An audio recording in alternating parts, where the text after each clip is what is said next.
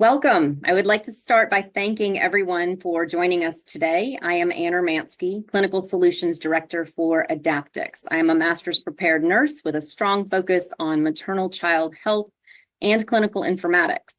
I'm excited to moderate this presentation. Should you have any questions or comments that arise, please drop them into the chat and we will get to as many as we can during the Q&A. A maternal death is defined by the World Health Organization as the death of a woman while pregnant or within 42 days of termination of pregnancy, irrespective of the duration and the site of the pregnancy, from any cause related to or aggravated by the pregnancy or its management, but not from accidental or incidental causes. The most recent maternal death ratios, released just a couple weeks ago for year 2022, show marked improvement over the 2021 data. Unfortunately, the United States continues to have one of the worst rates of pregnancy-related deaths amongst developed countries. Despite having the most expensive hospital-based maternity system in the world, the most recent CDC findings indicate that the United States has a maternal mortality ratio, MMR, of 22.3 deaths per 100,000 live births.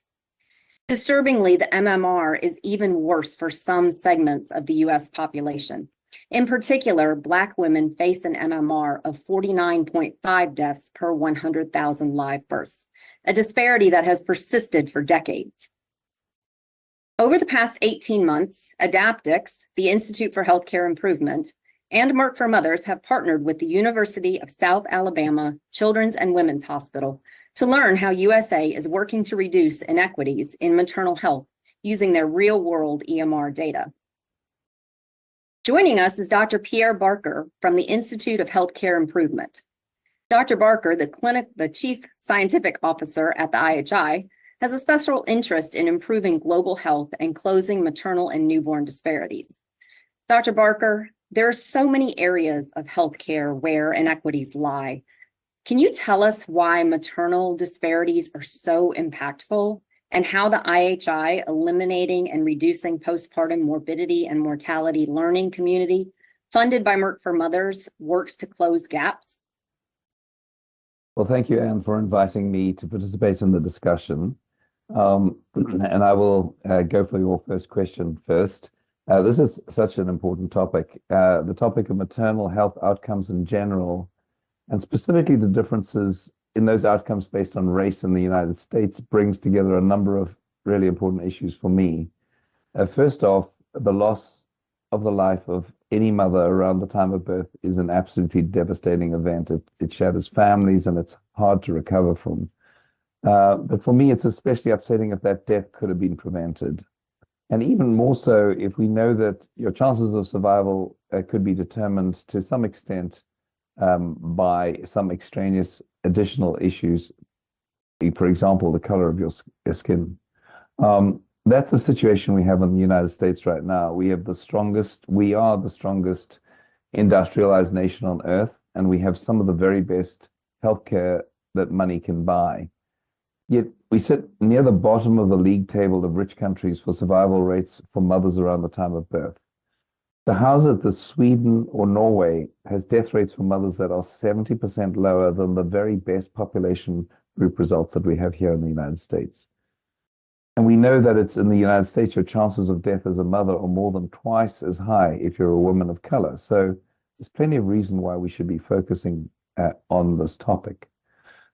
So to get to your second question, which is what to do about it, we have a double problem in the United States. All mothers are at unnecessary risk of death in our health system, and women of color are at even greater risk. So the quest to close the racial gap in outcomes happens at two levels. A significant part of the disparity comes from the impact of hundreds of years of disadvantage. This results in high rates of stress, low rates of nutrition, and poor access to healthcare, all of which widen the gap in outcomes. This is a really difficult problem, but right now there are no quick fixes for this, although it's an issue we need to be working on every day. There is a significant part of this problem that is happening every day in every hospital and every clinic in the country that is fixable today. And we know that on average, all racial groups of women are not getting the care they deserve. Women of color, as I said, are routinely getting worse care than other women. At IHI, we believe this cause of the gap can be tackled in two ways. Firstly, we need to make sure that health systems have routine, safe ways to take care of all mothers. Making sure the systems that are used around the time of birth are evidence-based and that staff providing the care know what to do and have the data to know when they're doing well and when they're not. We know, however, that applying this simple formula or standard formula of improvement is not enough. We now have good evidence to show that if you start with disparities in outcomes based on race, and you embark on a standard improvement project that doesn't pay attention specifically to the racial gap, you'll likely see an improvement in everyone. But in the end, you'll still have a difference in outcomes based on race. So when we're trying to improve care, where we know that there is a discrepancy in racial outcomes, which is pretty much everywhere in this country, we need to make sure that from the very beginning, the staff are actually looking at the data, and we can help them do that by segregating the data by race. This is the work that you're going to hear about today. The moment hospital staff see the data that shows women of color are getting less quality care, whether it's a blood pressure monitoring or pain medications or any type of care, it has an electrifying effect. We've certainly experienced sometimes there's disbelief and sometimes even denial or excuses. But quickly we see staff doubling down to ensure that everyone gets the same high level of care.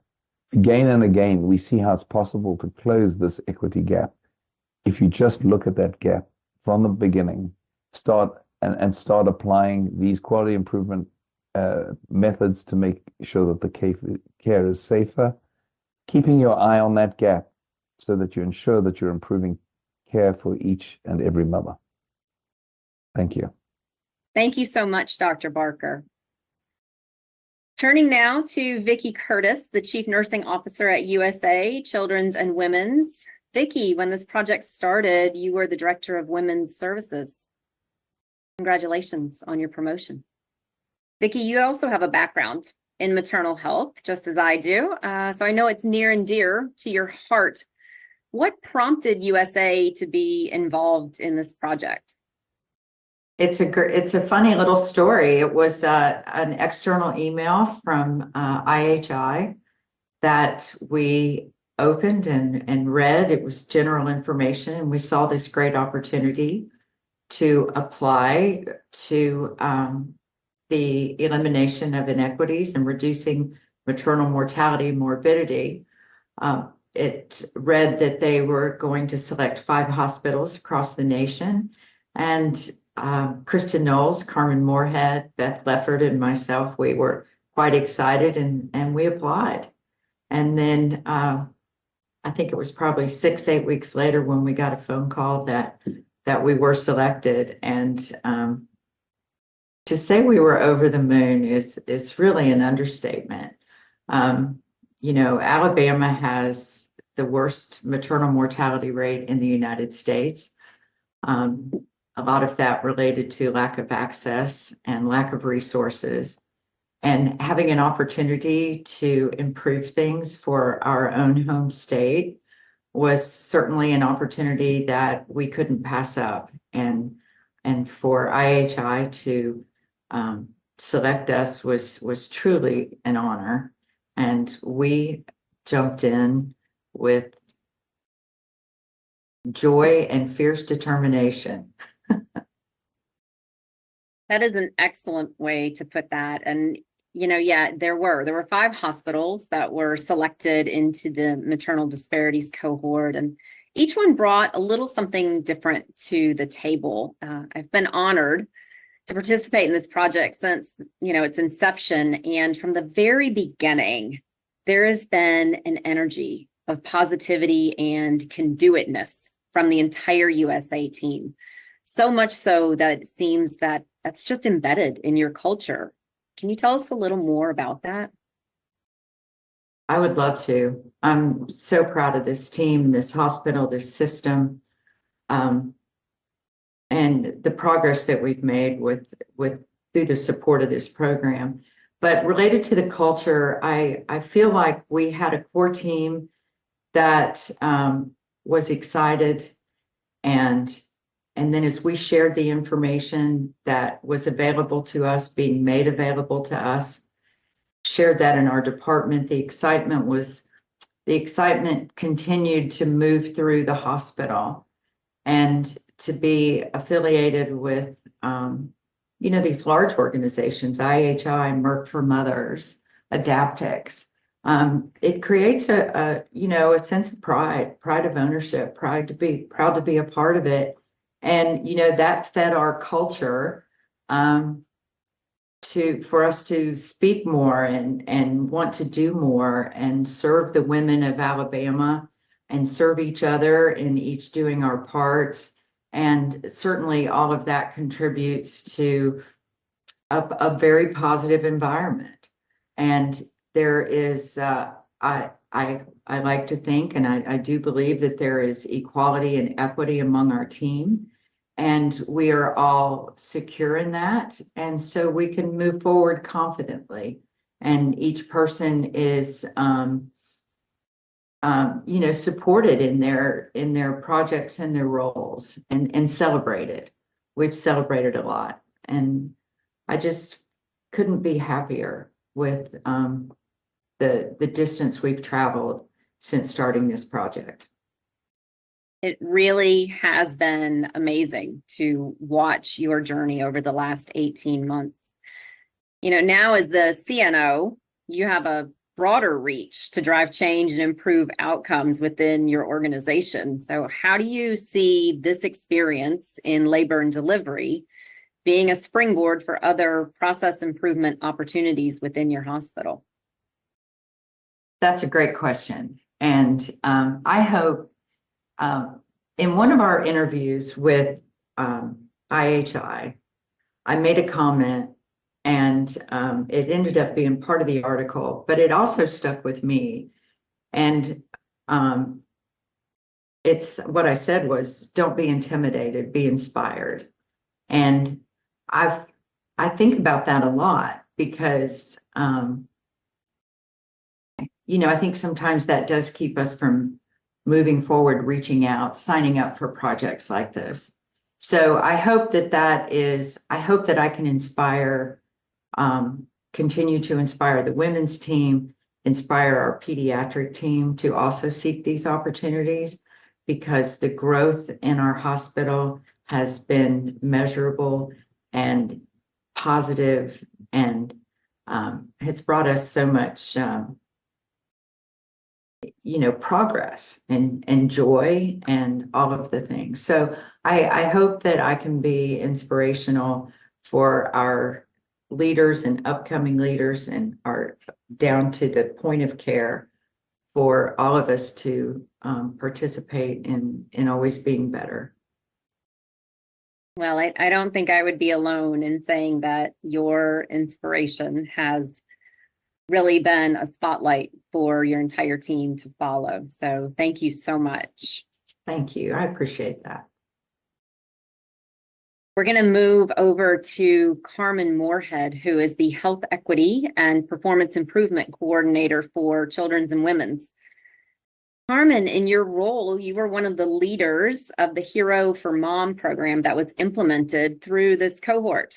Can you describe for us at a high level what that program is all about? Thank you, Anne. The Hero for Mom program is a home blood pressure monitoring program for postpartum patients. We target all patients that have a hypertension diagnosis, whether it's in the prenatal period or if it occurs just during delivery, they're eligible to enroll. If participants don't have a blood pressure cuff at home, we do supply one.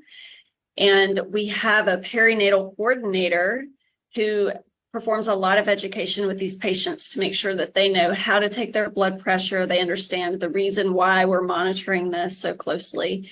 And on the back end, when patients are inputting their blood pressures into a platform, the perinatal coordinator is able to monitor every entry. And she has an evidence-based algorithm for treatment. When a patient's blood pressure falls out of range, the perinatal coordinator is able to flag it, notify the physician, and implement the appropriate intervention.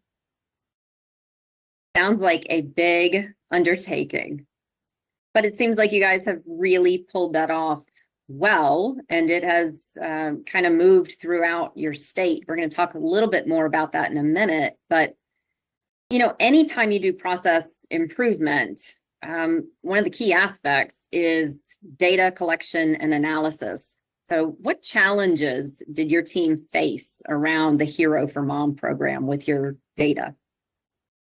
With Hero for Mom, and this is similar for lots of improvement efforts in healthcare, we had a bit of a data lag. Some of our clinical databases that we use are behind a couple of months, and that's been very much the norm. And we were very anxious to see what outcomes we were creating with this daily data that we were getting from patients. And we wanted to see this correlation and were we having any improvement.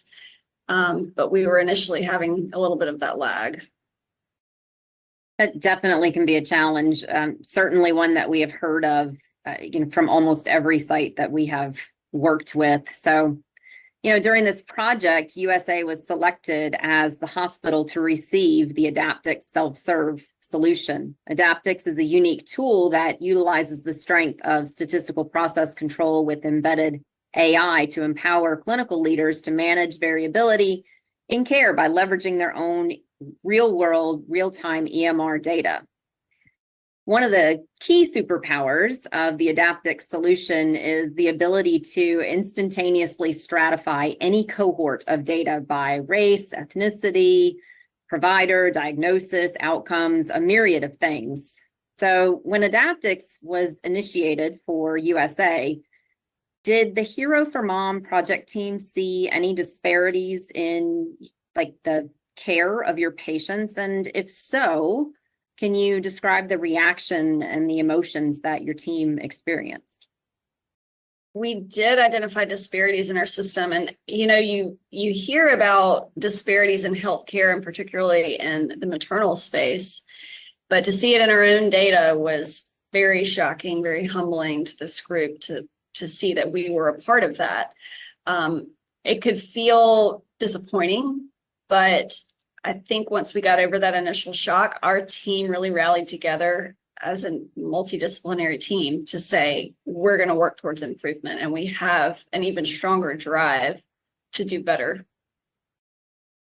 That's really, really great. You've had the opportunity now to present your Hero for Mom project a couple times, a poster presentation at the International IHI Forum, that was in November, and then just this April to the Alabama State Nurses Association at their conference. The reach of this program is really exciting and it's big. Tell us about that. We're so happy that this project is resonating with the pain points that other organizations have around protecting their patients once they leave the hospital. And at the IHI Forum back in December, we were a part of a poster equity walk-around session with other like-minded people working in healthcare, specifically on equity. And at the Alabama State Nurses Association, we were primarily working with or speaking to educators, and a few want us to present to their students in order to bring more awareness around this issue with their students and have their students work on projects related to equity. So we're so excited to have inspired those individuals. And a key element of both of those presentations was the data that we were able to show from AdaptX, that we were able to stratify our data by race and ethnicity, zip code, payer, any which way, in ways that we've not really looked at our data before, in order to show the disparities that exist in this space. Those disparities, now that you see them, right, objectively through the data, certainly they are something that you can work on continuously. It's process improvement, so we're always working on it. One of the ways that this project is working is with the bracelets that Vicki mentioned earlier. How's that project going? Yes, that project is really exciting because that one has probably had the farthest reach so far. The bracelets are a way for patients who are postpartum to identify themselves in the event of a medical emergency. We've worked very closely with our EMS providers to make sure that they understand if they see those bracelets, what they mean and how they can treat that patient, considering that they are recently postpartum. The Alabama Perinatal Quality Collaborative has also adopted the bracelet program and spread it to 7 other hospitals in the state. We've had interest elsewhere throughout the country as well. So we're excited that this idea that came from our organization is maybe making a movement. Absolutely. Absolutely. So one last question, you recently commented on an interview from the IHI that quality improvement methods provide a way forward. Tell us a little bit about that. Can you elaborate? Sure. I think traditionally in healthcare, when a problem is identified, people responsible are typically really quick to act. They want a solution now. But the QI methodology that IHI has shared with us and taught us has really taught us to slow down, absorb all the information, understand the problem, work with a multidisciplinary team to develop a solution, and create something that will sustain and solve a problem. Another one of their big sticking points of the IHI is, of course, having data in order to show how you're progressing, or maybe it shows you how you can pivot. But one of the great things about having this AdaptX data is that we have this nearly real-time data to show us so that we don't have to wait to see, are we progressing or do we need to move in a different direction?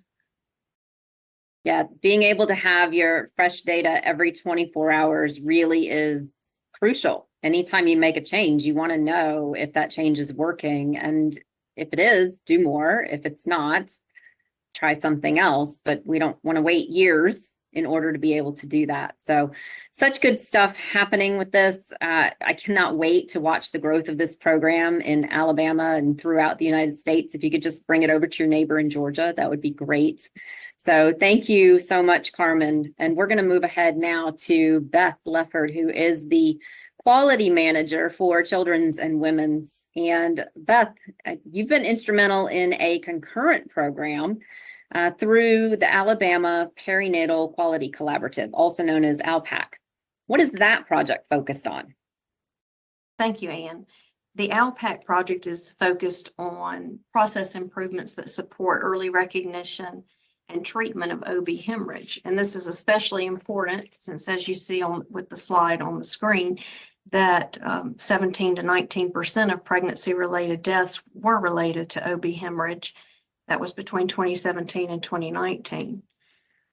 At the same time, we want to narrow any racial and ethnic inequities in the percentage of severe maternal morbidities, or SMMs, seen in our patient populations, in our overall OB populations, as well as those who experience an obstetric hemorrhage.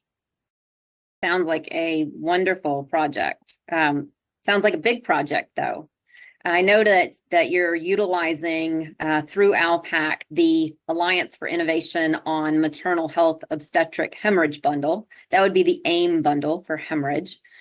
That bundle has a very specific data requirement set that includes both baseline and ongoing reporting. How has AdaptX helped you quickly and confidently deliver those reports to ALPAC? Well, as you said, the project focuses on the maternal hemorrhage bundle. So as we are trying to implement the different components of that, it's important in order for us to know whether our process changes represent improvements. Are we providing better, safer, more equitable care? We have to rely on data. And AdaptX worked with us to set up multiple reports or assessments for monitoring based on the very specific parameters that were required.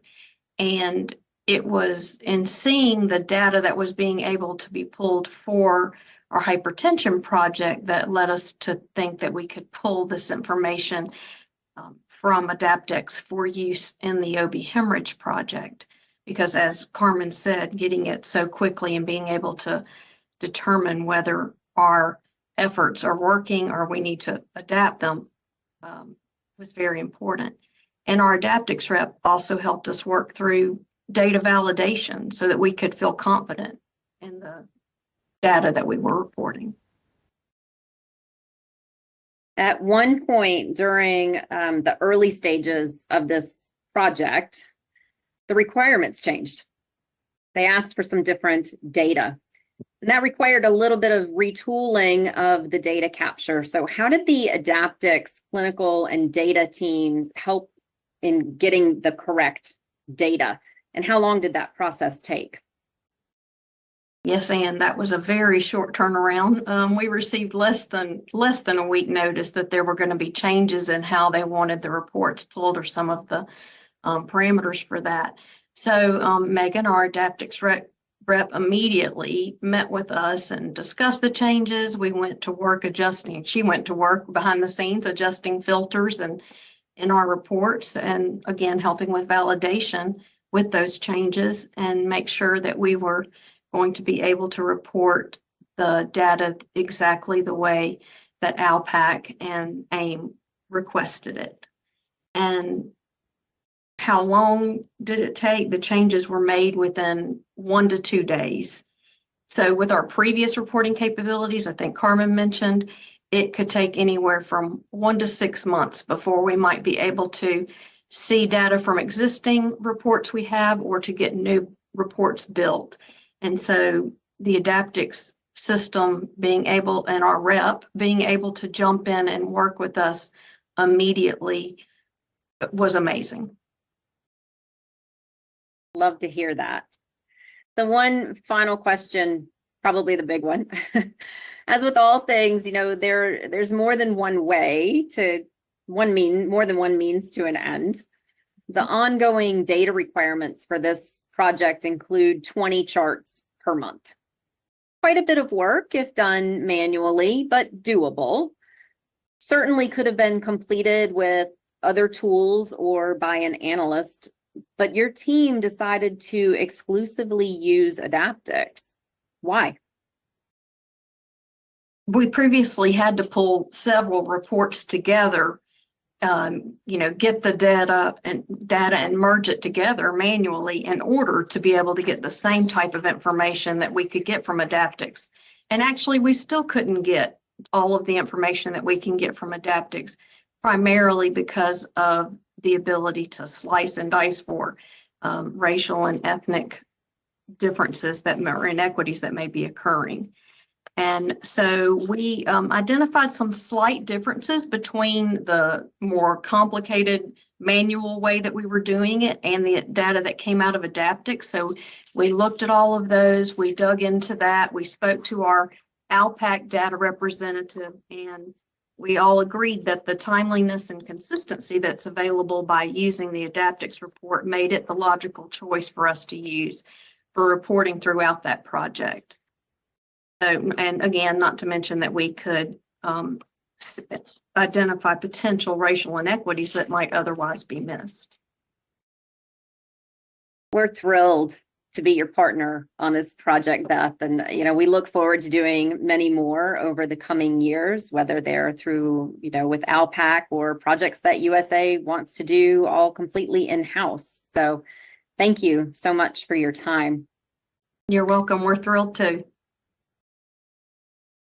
We're going to turn our focus to Kristen Knowles, who is our Performance Improvement Manager at USA Health. But I think as we do that, it may be helpful to visualize, when we quickly show you a demo so you can visualize exactly what Carmen and Beth have been talking about. So I'm going to just do a quick hypertension pull of data. And as I'm doing that, Kristen, performance improvement is your passion, and you have a lot going on, but literally your heart and soul are wrapped up in performance improvement. So can you, what's the one thing that really surprised you or shocked you or pleased you about having self-serve access to all of your data? Well, wow, you just went through 3 emotions that I probably went through every single one of them for a different reason when we had access to the data. Really, my passion is about improvement in healthcare. And in doing that, it's with performance improvement and the various methodologies that were embedded into the IHI curriculum that they also helped teach and empower us to use with a data-driven approach. And I believe Carmen was alluding to the fact that usually there's delays in getting that data or that clinical picture to better understand a problem so that you can work with a multidisciplinary team to, with virtuous intent, hopefully improve that problem. And I think what thrilled me the most, and at the same time, it stunned me. One was, wow, we have this data and we have this data more in real time. And oh my goodness, it's already in a run chart format because that is value add to better understand when you are trying a PDSA cycle or a cycle of change to better understand.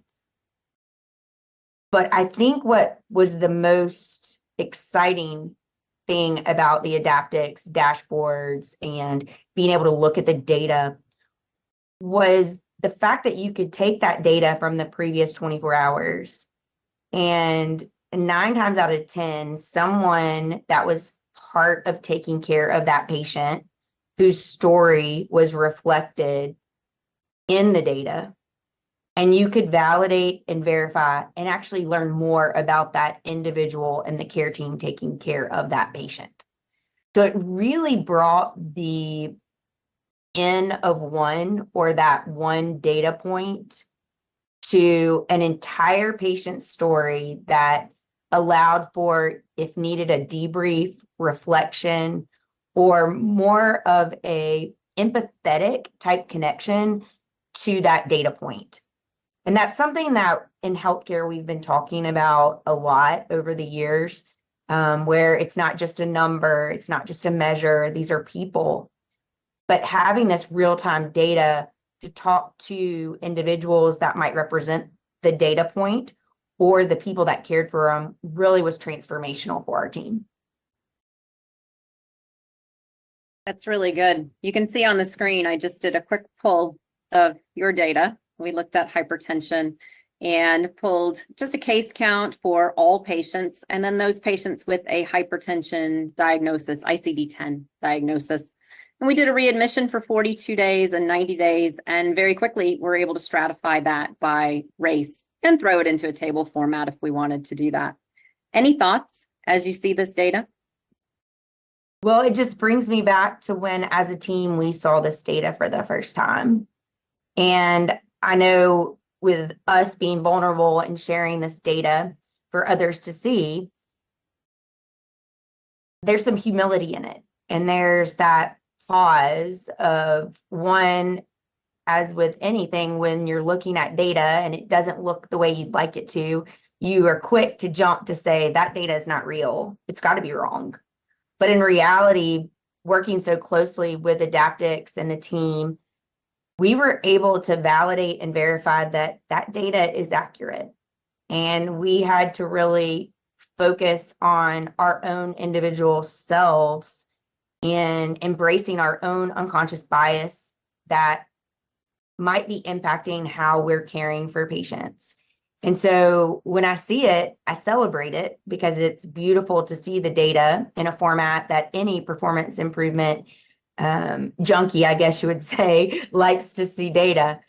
But at the same time, it's heart-wrenching in a sense and kind of gets your gut because you know you have so much work to do and you can't do everything at once. So let's just start with one data element, one opportunity to improve, And then let's learn about those individuals and the care team caring for them so that collectively we can come up with something that will not be a Band-Aid to what we see, but will be impactful and sustained throughout the care delivery of the women that come after. Oh, yeah, I love that. That's exactly what Carmen was talking about too, with what you've learned through this process and now being able to see your data for each of the different areas. It really can help drive those processes forward. So, not too long ago, the AdaptX team got to come on site and we got to spend a day with you and with your teams and your nurses and your doctors, and they all got to learn AdaptX.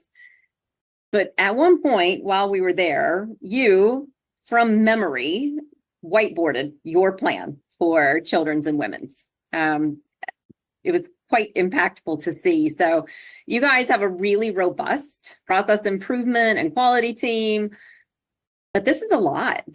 There's a lot on this board, and it's going to take a lot of dedicated people and resources. So how do you see AdaptX fitting into this grand plan?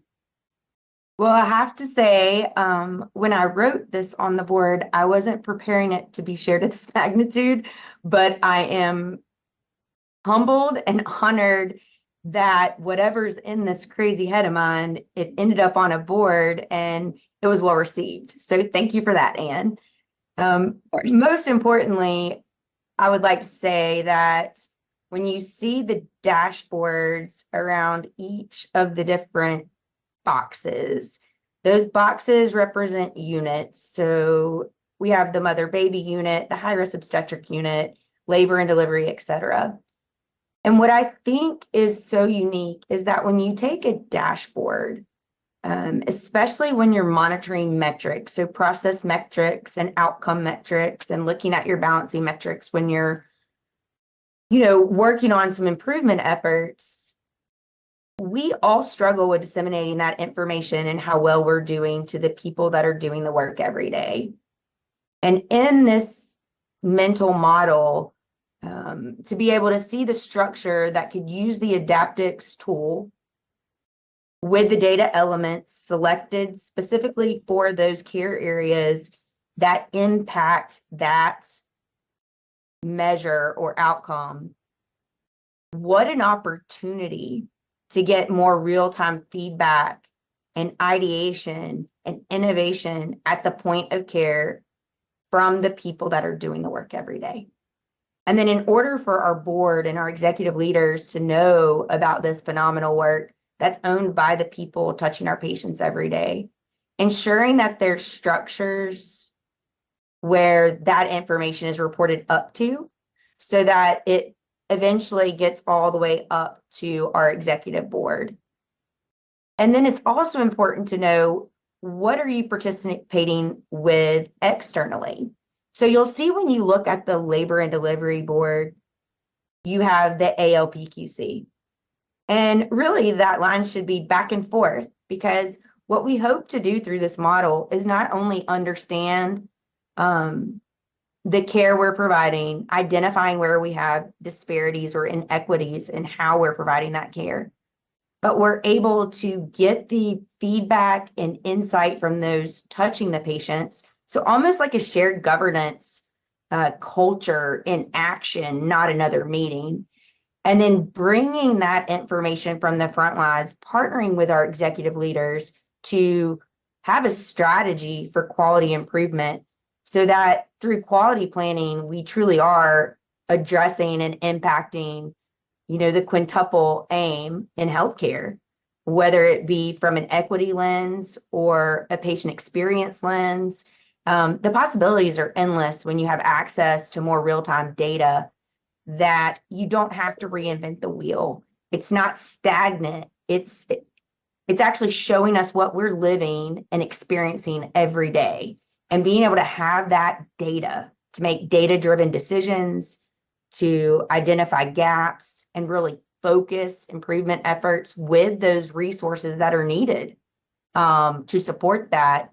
It's doable because we have the data. I love that you keep talking about having the data. your nurses and your doctors spend a great portion of their day documenting in the EMR. And oftentimes they never get to see the longitudinal outcomes of those data inputs. But with AdaptX, we can see things longitudinally. You mentioned dashboards for the executives, but who all gets to use AdaptX? Like, where is this just for executives, or is this for everybody? Absolutely not. It's at the unit level. And so we have worked to put the dashboard that's specific to labor and delivery on their big screens where they actually are doing the work. So at a central location, so that it can be monitored by all members of the care team. You mentioned physicians. It's physicians, it's surgical techs, it's residents, it's anesthesia or CRNAs. It's our environmental services. They're part of our throughput within our organization. So it's important that everyone can see the data, connect with the data, and have a story to tell or share regarding what they see. It's very simple to understand.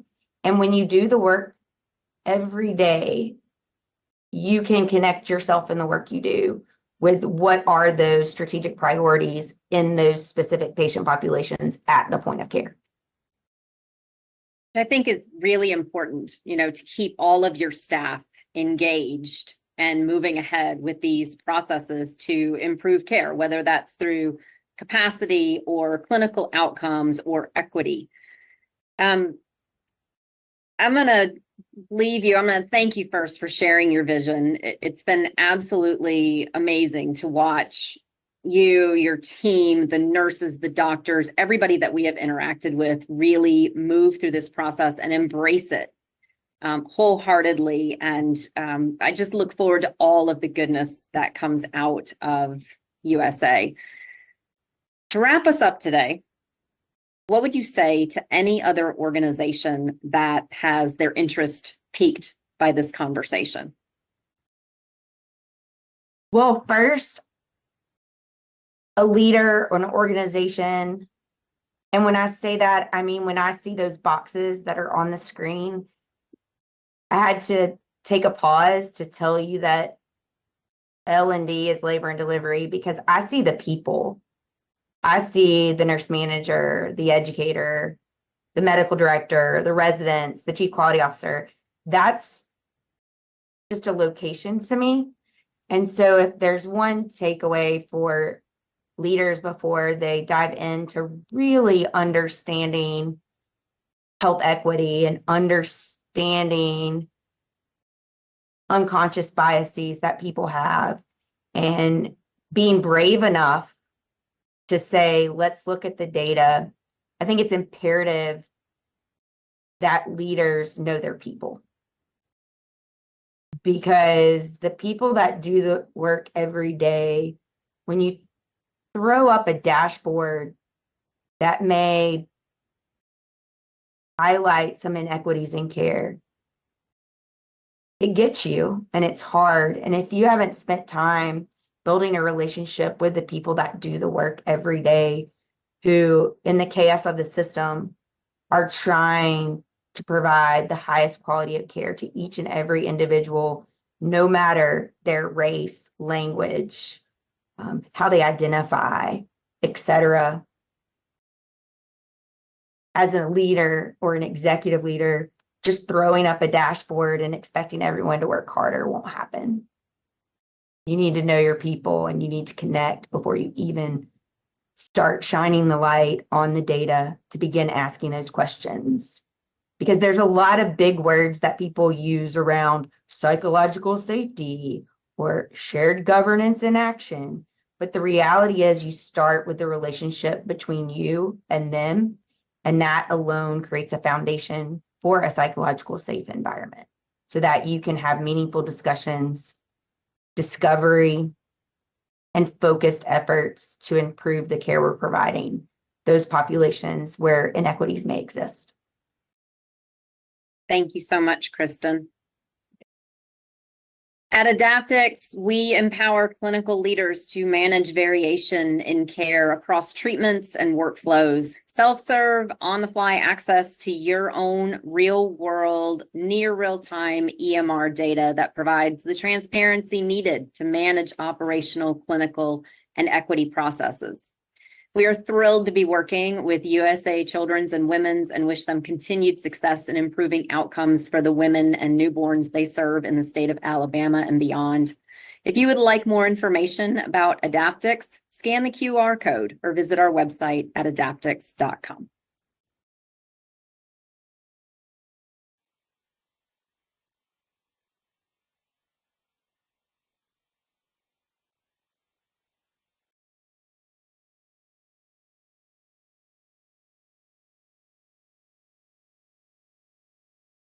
All right, we are excited to be here. Kristen, thank you so much for staying after with us to do Q&A. And we have a few questions that have already come in, so we'll just go and get started right off the bat. I think this first one is one that I'm going to let it says that it's muted. Not. Go ahead and talk, Kristen. So, Anne, thank you so much. Okay, I so it can looks tell like now that everybody the can audience hear can us. hear me. Yeah. I think so, yeah. Great. So this question's for both of us, I think, but I'm going to let you get started with it. So the question came in and it says, do you utilize AdaptX in other areas such as the NICU? Oh, absolutely. Happy to respond to that question. We actually, once we adopted AdaptX into our foundational framework for quality and safety at USA Children's and Women's, we had recently built structures purposely in quality planning. And so therefore, yes, it applies to our NICU. But more importantly, we use dashboards in both our maternal newborn complications committee. That's an interprofessional committee that meets every month looking at where there are opportunities in our care processes, as well as our neonatal quality and safety council, which is also a NICU specific interprofessional team that's reviewing our care processes. And we look at our AdaptX dashboard to identify where there's opportunity. I love that. So you are using it in other locations, such as your NICU. So I'll tag on to that. AdaptX is an enabling technology for data. So AdaptX can be used in any location throughout the hospital. And in fact, we are live in about 30 different care areas, and that can be from outpatient clinics to outpatient surgery centers, the operating room, the emergency department, NICU, PICU, ICUs, inpatient, emergency departments. So truly any care area that you have data for, AdaptX can be used. The data lists, we typically stick to about 80 data elements, but it'll be specific to whatever care area you are working in. So yeah, great question on that. I'm going to take a follow-up question with that because somebody also wants to know if the AdaptX platform has been integrated with Epic. Yes, we have been integrated with Epic. And in fact, AdaptX is pretty unique in the fact that we actually don't have to integrate into the EMR. We take a flat file of data, a CSV file, just kind of a glorified Excel spreadsheet of data points. And we can take those from the enterprise data warehouse if the hospital has one. If not, we can take it from the EMR. We are EMR agnostic, so we do have a multitude of EMRs that are pushing data over to AdaptX. And then we take that data, we float it up to the cloud, and it becomes refreshed every 24 hours and available for use. So moving on, I have one more question. This is a great one for you, Kristen. How long is your team advising for our postpartum moms to wear the bracelets? Great question. So we use how we are defining the postpartum period being 42 days. So it's 42 days after delivery. And so we ask and we have follow-up with them from the Heroes for Mom program throughout that time period of 42 days. But there's no harm if a mom decides to wear it longer. I have my own bracelet, so it's not related to having a baby or being in that postpartum time period, but the bracelets are popular and sometimes people decide to wear them for longer.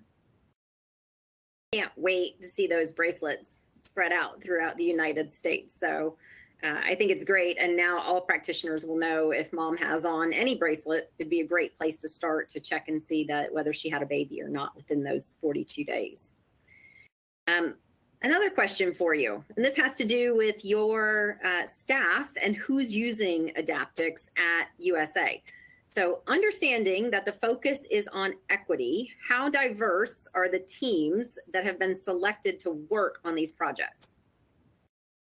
Well, I have to say that our team, I feel strongly that our team was selected through the IHI learning community to be able to receive AdaptX. So because we were so diverse, we have people on our team from the clinician side all the way to campus side. If you define diversity through race, ethnicity, age, and language, we have new graduates as well as administrative interns on our team, all the way to chief executives and our chief quality officers. If you're relating that to race, we have a total of 5 different races represented. From a language standpoint, we have at least 2 individuals that speak multiple languages. And then when you start talking about sexual identity and sexual orientation, we have that as well represented on our team. So I feel very strongly that we have a very diverse group. And because of that diversity, we were able to look through each other's lens and hear each other's voices when reflecting on the data when we looked at it in the AdaptX platform. I think that's really neat. And we recognize that as well in your team through the project over the course of it. And, you know, I think the other thing that I really like to emphasize is that AdaptX is for everybody. We thoroughly believe in democratizing the data and letting all levels of practitioners use it. So it's a tool that can be used by nurses, doctors, residents. In fact, some of our best projects that we have seen to date have come from residents and fellows. So kind of along that line, Kristen, one of the other questions that came in was, you know, how are you guys using this to democratize your data out to the rest of your organization? Because I think a lot of organizations, and what this one said was, you know, we struggle with democratizing data. This feels like AdaptX could improve this initiative to really get the data out into the hands of the providers and clinicians who need it. Well, in the presentation, it was sort of the vision, and I can happily say that we currently have those dashboards at the point of care that all members of the interprofessional team in that specific care area can reflect and visualize the data and ask those questions related to inequities in care. So they're posted in a common space where team members congregate for various reasons. I think of labor and delivery, where we have that dashboard that is very focused on the care we're providing women in that area. And we have anesthesiologists, we have CRNAs, we have patient care technicians, we have environmental health service workers that we talk about the data with.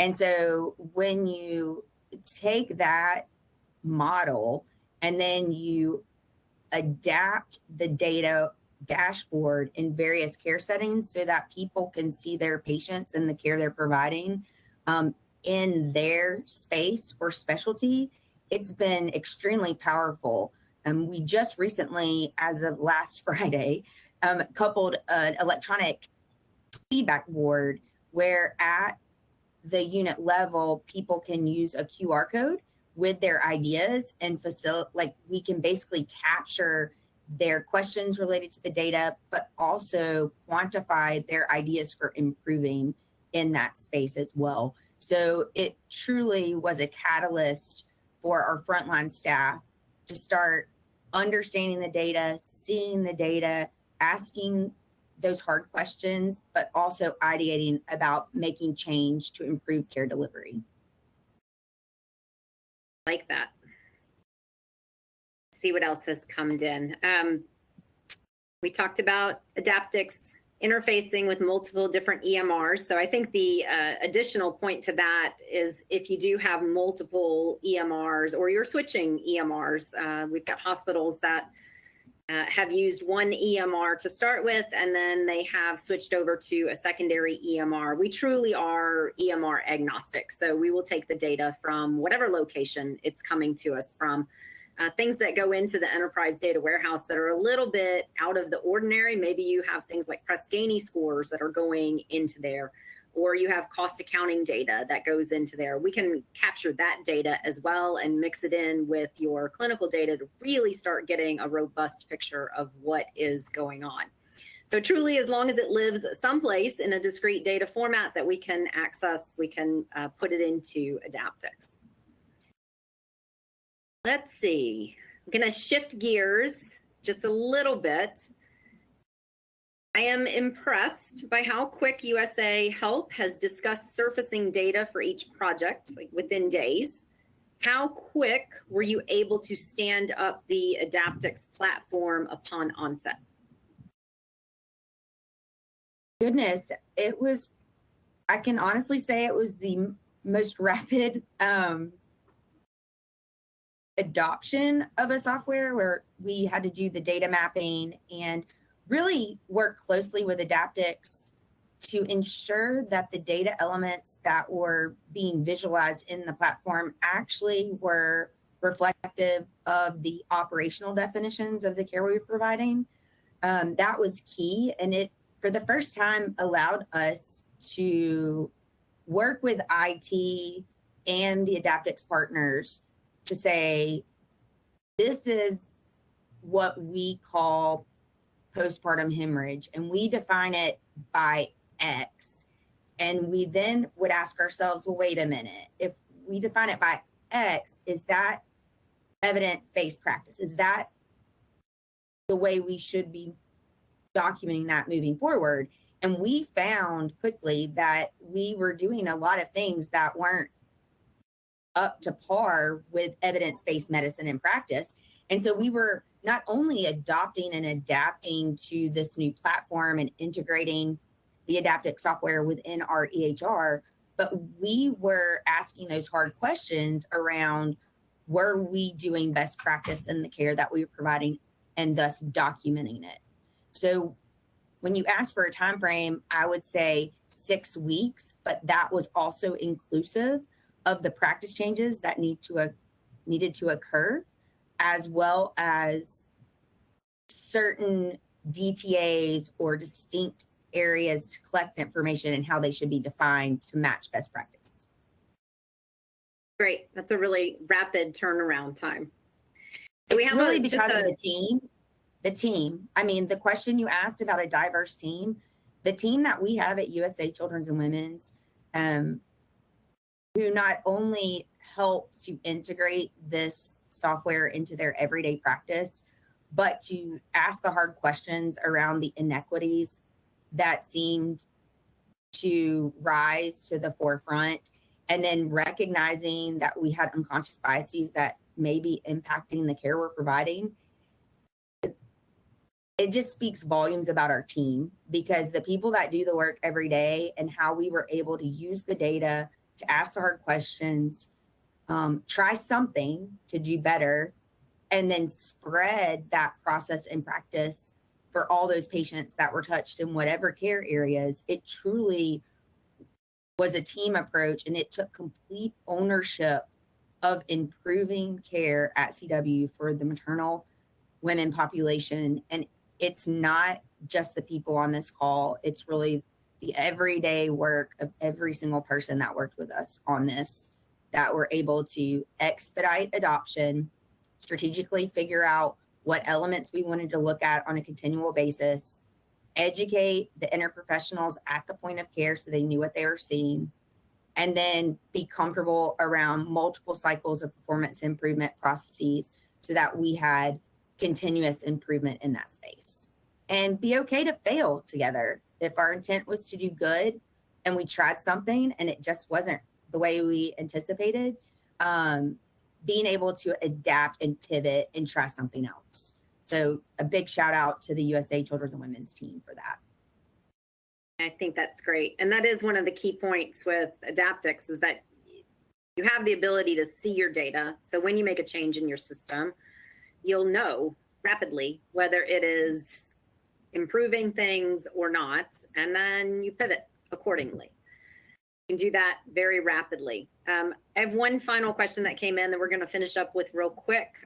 Could our hospital work with a group of like-minded women's and children's hospitals to work together on a project to improve mom and baby's health? I think the answer to that question is yes. Yes, AdaptX actually has several different projects ongoing, cohorts ongoing, that are not necessarily driven by AdaptX, but are driven by different organizations that want to improve things. So one of those is a sustainability project for reducing carbon emissions. We have another one that's working on opioid free. So we have multiple hospitals that are doing that with different things. And we would love to do the same type of thing with women's health, hemorrhage, hypertension. We do have packages that are geared towards those different things. So if you are a hospital that is interested in working on a project like this, we would love to talk with you, find out if we can get a cohort like that lined up. And I'm pretty certain that USA Health would love to be on that project as well to help drive it.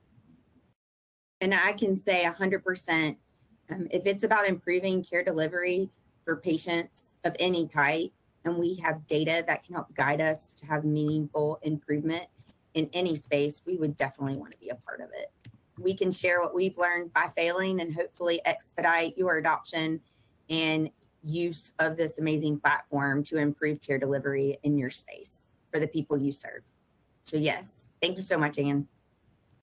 Right. Thank you so much, Kristen, for joining us for the live Q&A.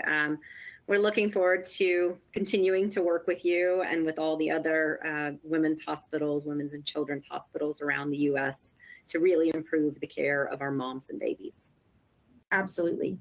Thank you.